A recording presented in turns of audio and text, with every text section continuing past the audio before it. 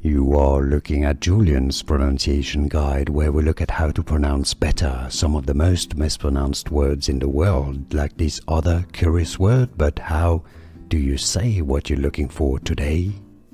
Let's learn how to pronounce in English the name of these plant or flowers. If you want to learn more confusing pronunciations, make sure to stay tuned. This is actually a genus, alright? It's not a species, it's a genus of 422 species or species.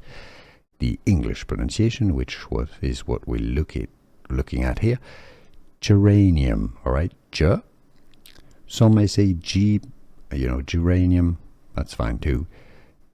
Or a schwa sound, geranium.